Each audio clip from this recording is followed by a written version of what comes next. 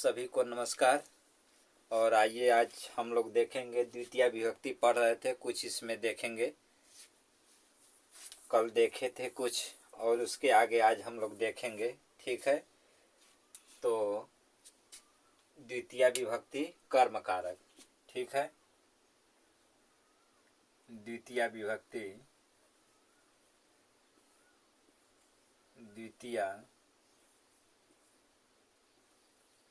द्वितीय विभक्ति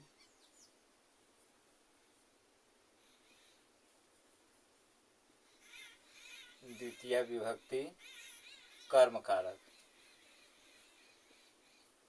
कर्म कारक द्वितीय विभक्ति कर्म कारक। प्रथमा विभक्ति कर्ता कारक और द्वितीय विभक्ति कर्म कारक। ठीक है। तो आइए, थोड़ा सा गले में बहुत ज़्यादा खरखराहट है, इसलिए आवाज़ थोड़ा सा फंस फंस के आ रही है।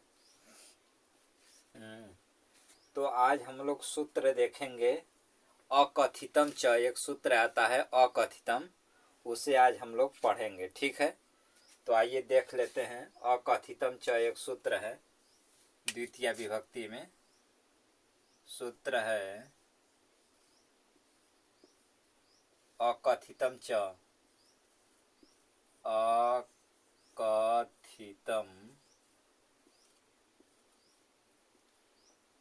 अकथितम च। यहाँ से क्वेश्चन जरूर बनता है, कोई भी एग्जाम हो यहाँ से आता है। ठीक है, अकथितम। ठीक है, कहता है कि आपादान आदि विशेषण विवक्षितम कारकम कर्म संज्ञम स्यात्। यह कह रहा है कि आपादान आदि विशेष की विवक्षा में कर्म संज्ञक होकर द्वितीय विभक्ति होती है। ठीक है, यह कह रहा है कि आपादान आदि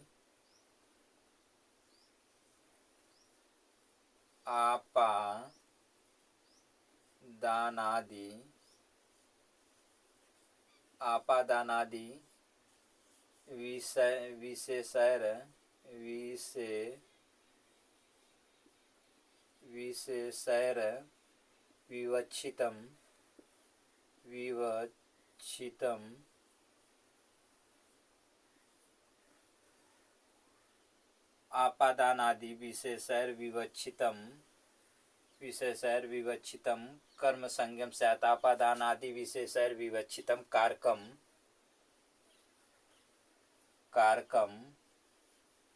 कर्म संज्ञम स्यात्। कारकम कर्म संज्ञम स्यात्। कारकम कर्म संज्ञम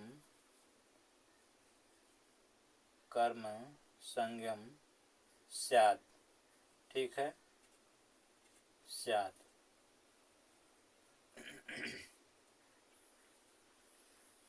कि कहना कि आपादान आदि विशेषैर विवक्षितम कारकम कर्म संज्ञम स्यात्। कह रहा है कि आपादान आदि विशेष की विवक्षा में कर्म संज्ञक होकर के द्वितीय विभक्ति होती है। ठीक है, लाइट तो चली गई, खैर कोई बात नहीं है, साफ सुथरा दिखाई दे रहा है। तो इसमें ये जो है, इसमें जो 16 धातु आते हैं। ठीक है, 16 धातु आते हैं, तो 16 धातु क्या है? द्विकर्मक धातु हैं। ठीक है, तो 16 धातु हम लोग देखेंगे। ठीक है, अकथितम सूत्र है। ठीक है, ये बता रहा है कि आपादान आदि विशेषैर विवक्षितम कारकम कर्म संज्ञम स्यात्। कि आपादान आदि विशेष की विवक्षा में कर्म संज्ञक होकर के द्वितीय विभक्ति होती है। ठीक है, तो 16 धातु, इस सूत्र में 16 धातु आते हैं। कौन कौन से आते हैं?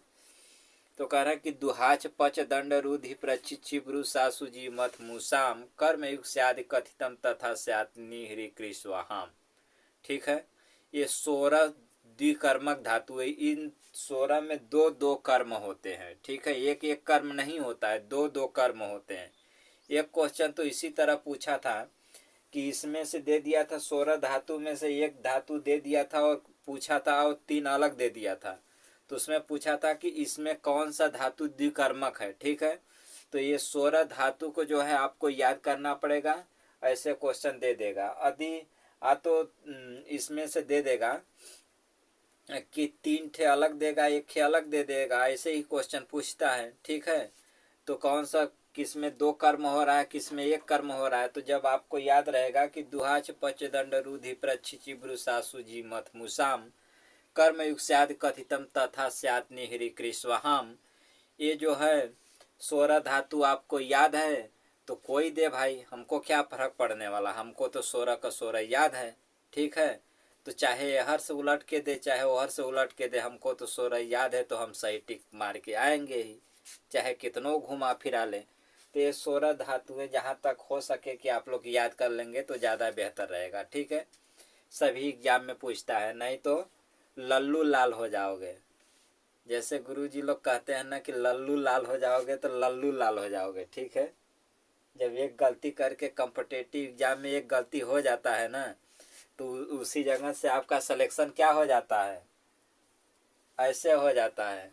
ठीक है, और आपके खाते में क्या जुड़ता है, एक बड़ा सा लड्डू मिल जाता है आपको। ठीक है, जितना गलती करोगे उतना आपको खाते में लड्डू जुड़ते जाएंगे। ठीक है, हाँ तो ये समझ लेना कि ऐसी गलती मत करना।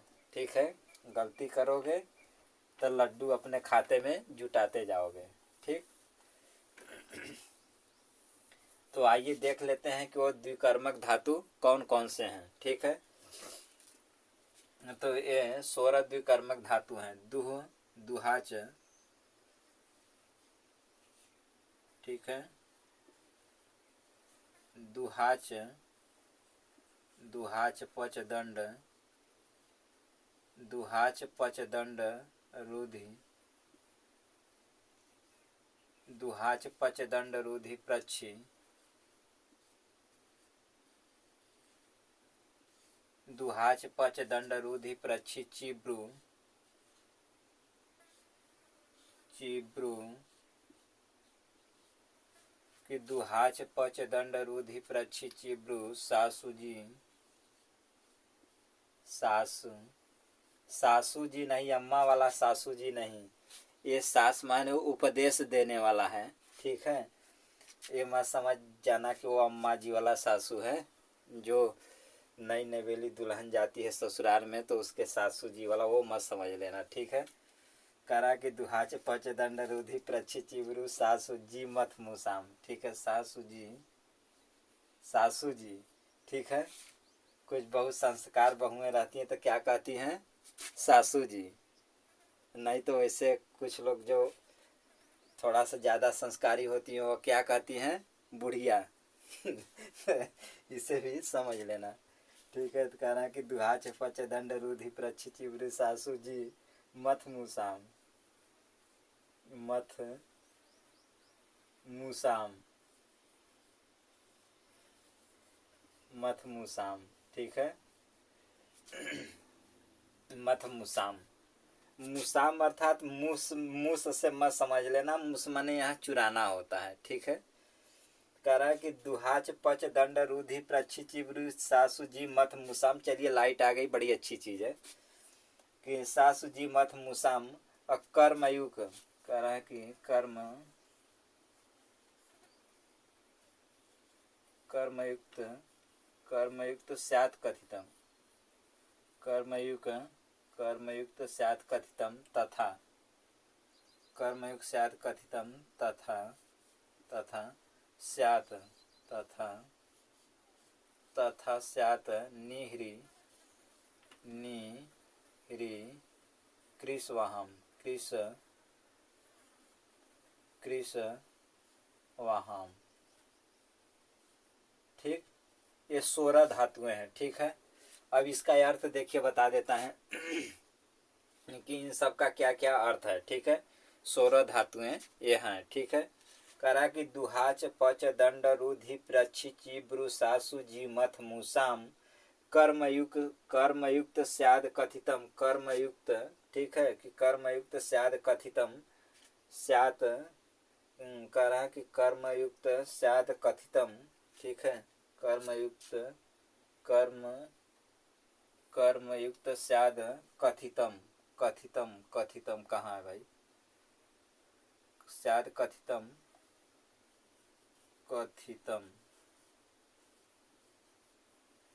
कर्मयुक्त स्यात् कथितम तथा स्यात् निहरी कृष्वाहम। ठीक है, दूह माने दूहना। जिसे अभी भाई हम गाय दूह रहे थे तो अभी बहुत लात मारी थी, ठीक है, लगने से बच गया था। तो ये कहना है कि जब गाय दूहोगे तो भाई तो लात तो खाना पड़ेगा, ठीक है।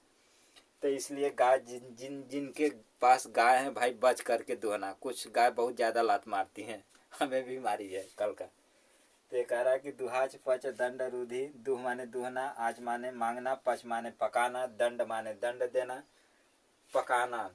सुबह में हर लोग भोजन पकाते होंगे, ठीक है, खाना भाई तो पकाना पड़ेगा ही। तो कह रहा पच माने पकाना, दंड माने दंड देना, रुधि माने रोकना, प्रच्छ माने पूछना, ची माने चुनना, ब्रू माने बोलना, सास माने उपदेश देना, जी माने जीतना, मथ माने मथना, मुस माने चुराना, नी माने ले जाना, हिरी नी माने ले जाना, हिरी माने हरना, कृष माने खींचना, वहां माने ले जाना या ढोना होता है, ठीक है। तो ये 16 धातु। हमको लगता है ना कि संस्कृत बोलने बदे या कुछ चीजें समझने बदे ना ये 16 धातुएं तो हर जगह काम कर जा रही। देखो जैसे कहते हैं ना कि घर में यदि आपको क्या करना है, घी निकालना है तो आपको मथना पड़ेगा, ठीक है। तो मथना पड़ेगा तो मथ धातु है, ये है मथ माने मथना है, आप जान ही रहे हो, ठीक है। मथ ये है तो मथ का रूप चलाओ, आराम से जान जाओगे, ठीक है। जैसे चुराना है, जैसे कोई होता है नहीं कि कोई बच्चा होता है खाने वाला सामान चुरा लेता है, तो मुस माने जानते हो कि मुस माने क्या होता है, चुराना होता है, ठीक है। मुस का रूप जानो, आराम से सेंटेंस बना लोगे। ले जाना है, नी माने ले जाना है, ठीक है। नी माने जैसे नयति नियते, ऐसे आत्मने पद में रूप चलता है ना। ह्री माने हरना, ठीक है। कृष माने खींचना, ठीक है। वहां माने ले जाना या ढोना होता है। तो ये 16 धातुएं हैं। ये 16 धातुएं कैसी धातुएं हैं, द्विकर्मक धातुएं हैं। आइए लिख देते हैं अभी कि 16 धातुएं, 16 धातुएं, 16 धातुएं द्विकर्मक धातुएं हैं। द्विकर्मक धातु 16 धातुएं द्विकर्मक हैं, ठीक है। इसमें दो दो कर्म हो रहा है, ठीक है। अब आइए इसका एग्जाम्पल देख लेते हैं, कुछ उदाहरण। तो उदाहरण देखने बदे इसे हमें मिटाना पड़ेगा, ठीक है। तो आइए इसे थोड़ा सा हम मिटा देते हैं, हम इसे मिटा देते हैं। मिटा के देख लेते हैं कुछ महत्वपूर्ण चीजें, जिससे कि आप सब जो है कुछ व्याकरण सीख लो। भैया व्याकरण बिना काम नहीं चलने वाला है, ठीक है। व्याक्रियन्ते विविच्यन्ते शब्दानेनेति व्याकरणम। बिना व्याकरण का सॉरी, बिना व्याकरण का गुरु काम नहीं चलने वाला है, बन जाओगे लुल्ल, ठीक है। साहित्य पढ़ते रहो, ठीक है। कोई वर्ड आ जाए तो जब तक व्याकरण नहीं जानोगे ना, तब तक उसी को बस घसीटते रहो। तो व्याकरण जानना है, इसीलिए कहा जाता है कि व्याक्रियन्ते विवेच्यन्ते शब्दानेनेति व्याकरणम। व्याकरण सीखना बहुत जरूरी है। पाणिनि नहीं बन सकते हो तो कुछ काम चलाऊं तो जानना ही पड़ेगा, ठीक है। तो आइए कुछ उदाहरण हम लोग देख लेते हैं देर न करते हुए। उदाहरण देख लेते हैं, जैसे गाम पय दोग्धी। गाम पय दोग्धी। गाम पय दोग्धी, ठीक है। गाम पय दोग्धी। अब इसका हिंदी क्या होगा कि गाय से दूध दुहता है। अभी चर्चा कर रहे थे कि हम गाय दूहे थे तो हमको लात मारी थी गाय, ठीक है। तो ही गाय दूहने वाला ही कि हर लोग जिसके पास सुबह में गाय है वो जरूर जा कर के सुबह में दूहते होंगे। गाय भैंस जो भी हो, बकरी हो, वो भी दूहते होंगे लोग। ठीक है। तो गाम गाम पय दुग्धी, इसका हिंदी होगा गाय से दूध दुहता है। ठीक है, गाय से दूध दुहता है, दूध दूध दुहता है,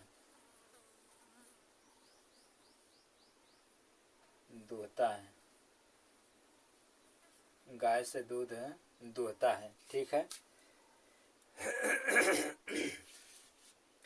तो कह रहा गाय से दूध दुहता है। यहाँ कह रहा कि गाय में क्या है, आपादान है, लेकिन आपादान की क्या है, अविवच्छा है। ठीक है, सॉरी, तो गाय की क्या है, गाम पय दुग्धी, गाय से दूध दुहता है। यहाँ पर जो है गाम पय दुग्धी, गाय आपादान है, लेकिन किससे हो रहा है, विशेषण विवक्षितम, यानी विवक्षानुसार हो रहा है। ठीक है, विवक्षानुसार हो रहा है, अपनी इच्छा अनुसार हो रहा है। ठीक है, जैसे भाई गाय को दूध दूह रहे हो तो अपनी इच्छा अनुसार दूह रहे हो ना, चाहो तो छोड़ भी सकते हो। ठीक है, लेकिन भाई मेहनत कर रहे हो तो छोड़ोगे तो है नहीं। तो इसलिए जो है गाम पय दुग्धी, गाय से दूध दुहता है। ठीक है, गाय में क्या है, आपादान कारक है। ठीक है, लेकिन लग रहा है, लग जा रहा है ना, लेकिन कह रहा है कि विशेषण विवक्षितम। ठीक है, विशेष विवक्षा में इसके इच्छा अनुसार हो रहा है। तो यहाँ क्या कह रहा है, इसलिए गाम पय दुग्धी, गाय से दूध दुहता है, गाम में द्वितीय विभक्ति है। ठीक है, गाय से दूध दुहता है। ठीक है, तो इसलिए जो है गाय में द्वितीय विभक्ति हो रहा है। विशेषण विवक्षितम कह रहा है कि आपादान आदि विशेषण विवक्षितम कारकम कर्म संज्ञम स्यात्, आपादान आदि विशेष की विवक्षा में कर्म संज्ञक होकर के। ठीक है, कि आपादान आदि विशेष की, यही में हो रहा है कि आपादान आदि, यही में हो रहा है कि आपादान आदि विशेषण विवक्षितम कारकम कर्म संज्ञम स्यात्, आपादान आदि विशेष की विवक्षा में गाय में कर्म संज्ञक होकर के द्वितीय विभक्ति होती है। तो यहाँ जो प है वह मुख्य कर्म है और गाय क्या है, गौड़ कर्म है। ठीक है, इसलिए गाय में जो है कर्म संज्ञक होकर द्वितीय विभक्ति होती है, प मुख्य कर्म है। समझ गए, इसलिए गाय में कर्म संज्ञक होकर द्वितीय विभक्ति होती है। किस सूत्र से होती है, तो अकथितम जो सूत्र है इससे होती है, द्वितीय विभक्ति होती है। ठीक है, समझ में आ गया। इसी प्रकार से बहुत सारे एग्जाम्पल हैं। ठीक है, बहुत सारे एग्जाम्पल है। जैसे कह रहा है कि बलि माचते वसुधाम, बलि से पृथ्वी मांगता है। ठीक है, बलि माचते वसुधाम, बलि से पृथ्वी मांगता है। ठीक है, न चाहते हुए भी वह क्या कर रहा है, मांग रहा है। विशेषण विवक्षितम, यहाँ लिख दिए हैं कि आपादान आदि विशेषण विवक्षितम, आपादान आदि की विशेष की विवक्षा में कर्म संज्ञक होकर द्वितीय विभक्ति होती है। तो बलि माचते वसुधाम, बलि से पृथ्वी मांगता है, तो किसमें इसमें तब बलि में द्वितीय विभक्ति होगा, क्योंकि बलि से पृथ्वी मांगता है। ठीक है, इसलिए जो है अकथितम च सूत्र से कर्म संज्ञक हो करके बलि में द्वितीय विभक्ति हो गई। ठीक है, बोलो भैया, समझ में आए तो बोलो, और ना समझ में आए तो मूड़ी हिलाए दो कि समझ में नहीं आवत है। तो व्याकरण सीख लो लल्लू लाल, नहीं तो एंट्रेंस एग्जाम आवत है। तो अकथितम च में अभी 16 धातुएं हैं, 16 धातुएं सेम इसी सूत्र पर फिट होंगी। ठीक है, तो 16 धातुओं को सीख लेना, और आगे बहुत अच्छे अच्छे सूत्र हैं इसमें। जैसे इसी में द्वितीय विभक्ति में आता है अधिसिंहस्था साम कर में आता है, कालाध्वनोर अत्यंत संयोगी आता है। ठीक है, ये सब सूत्र आता है। तो ये सब सूत्र जो है हमारा लाइटियो लूपला पकड़त है। तो ये चीज है, आप लोगों को और कुछ बताएंगे इसमें। ये तो समझ लिए, अकथितम च समझ लिए ना, बढ़िया से एकदम कमर कस लो। कमर कस के जब समझोगे व्याकरण है। ठीक है, कम से कम पानी नहीं बन सकते हो तो कुछ आज के जीवन में अपना काम चला सकते हो यदि संस्कृत पढ़ रहे हो। और वैसे न समझ में आए तो नाच गाना के माध्यम से सीख लो। जैसे नटराज महाराज कोई विश्वनाथ मंदिर यदि जाएगा, नया विश्वनाथ मंदिर, तो वहाँ नटराज महाराज का एक मूर्ति है। नाट्य शास्त्र भरत मुनि है, उसमें लिखा गया है कि नृत्यावसाने नटराज राजे ननाद ढक्काम नौ पंचवारम। ठीक है, तो वैसे नहीं तो चलो महेश्वर सूत्र से ही हम लोग शुरुआत कर लेते हैं। तो भैया किसी तरह व्याकरण सीखो, लेकिन तो सीखना तो पड़ेगा। ठीक है, जब तक व्याकरण नहीं सीखोगे तब तक छुटकारा नहीं मिलेगा। ठीक है, तो व्याकरण सीखना है। ये व्याकरण सीखोगे तो ये समझो कि आपका जीवन बहुत आसान हो जाएगा, बहुत आसान हो जाएगा। यदि व्याकरण नहीं सीख पाओगे तो तोता बन जाओ, तोते की तरह रटते रहो, मजा काटते रहो, भूलते रहो, रटते रहो। ठीक है, गले में तो बहुत खरखराहट है भाई। गले में बहुत ज़्यादा खरखराहट है। और आप लोग तो चैनल को साथ सब्सक्राइब ही नहीं करते हो, वीडियो देख करके छोड़ देते हो, मैं देखता हूँ। तो प्लीज़ ऐसा ना करें, चैनल को भी सब्सक्राइब करें। आप सभी का सपोर्ट की बहुत ज़रूरत है। ठीक है, तो आप लोग सपोर्ट करें, चैनल सब्सक्राइब कर दें। आपकी जेब से मैं पैसा नहीं ले रहा हूँ, तो इसलिए ना आप लोग चैनल को सब्सक्राइब कर दें, वीडियो को लाइक करें। और कमेंट ना आए बढ़िया चीज़ तो थोड़ा सा बुरा ही कमेंट कर दिया करो आज। तो इतना काम किया करो। और आगे थोड़ा सा देख लेते हैं।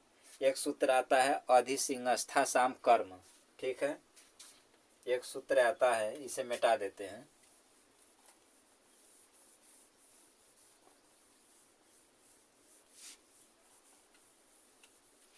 इसे मिटा देते हैं। अब सूत्र आता है एक अधिसिंहस्था साम कर्म।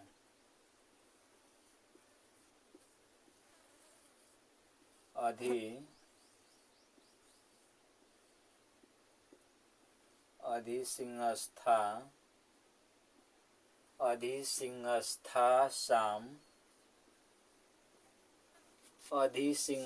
साम कर्म।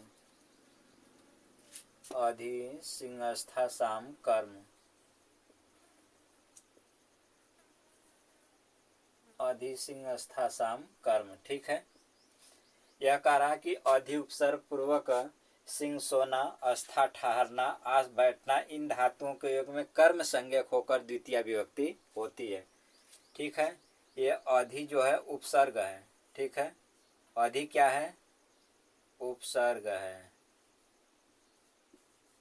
अधि है उपसर्ग कि अधि उपसर्ग पूर्वक सिंह सोना। ठीक है, सिंह सोना। इस समय गर्मी पड़ रहा है ना, बहुत ज़्यादा लोगों को नींद आता है, ज़रूरत से भी ज़्यादा नींद आ जाता है। ठीक है, तो वो लोग क्या करते हैं, आराम से लौट जाते हैं, खा पी करके लौट जाते हैं। मतलब ये मान के चलो कि रात में तो सोते हैं, दिन में भी लोग सोते हैं, यानी 24 घंटा इस समय आराम ले रहे हैं। इसी को कहते हैं कि राजशाही जिंदगी बिता रहे हैं। ठीक है, सिंह सोना, अस्था ठहरना। ठीक है, अस्था ठहरना मतलब क्या होता है? रुकना, ठहरना, रुकना। ठीक है, इसी को बोलते हैं अधिसिंहस्था साम कर्म। ठीक है, और इन सब में कौन सी विभक्ति होती है? कर्म कारक द्वितीय विभक्ति होती है। अंतिम में बता दिया है। ठीक है, सूत्र में ही सब कुछ छिपा हुआ है, आपको कोई अतिरिक्त मनगढ़ंत चीजें नहीं करनी है। ठीक है, सब कुछ सूत्र में ही बता रहा है, आपको कुछ भी आपको अतिरिक्त नहीं करना है। ठीक है, इसलिए कह रहा है कि अधिसिंहस्था साम कर्म, कि अधि उपसर्ग पूर्वक सिंह सोना, अस्था ठहरना, आस बैठना। ठीक है, आस के सिंह सोना, अस्था ठहरना, आस बैठना होता है, बैठना।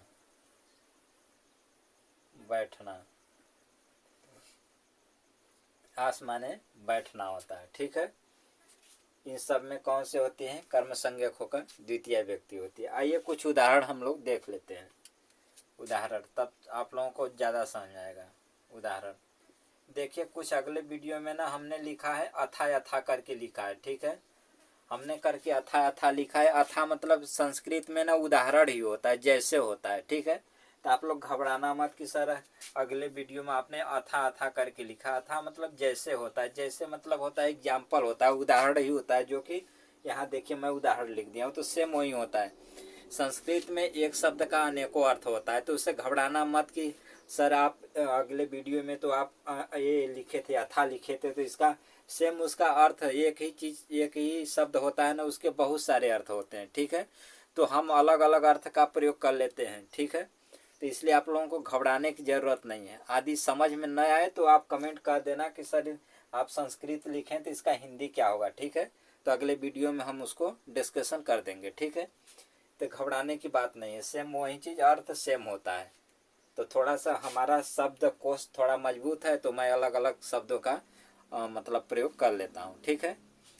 तो ये लोग कहते हैं कि सामने से अपन बड़कपन नहीं करना चाहिए, तो चलिए गलती से निकल गया, मैं अपन बड़कपन थोड़ा सा कर लूँ, लेकिन वो जो रियल है ना वो निकल जाता है, ठीक है, कोई बात नहीं है।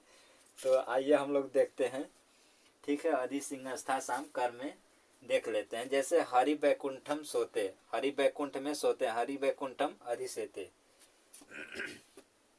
हरि बैकुंठम, हरि बैकुंठम, बैकुंठम, हरि बैकुंठम अधिसेते, अधिसेते, हरि बैकुंठम अधिसेते, ठीक है। हरि बैकुंठम अधिसेते, ठीक है। हरि बैकुंठम अधिसेते, ठीक है।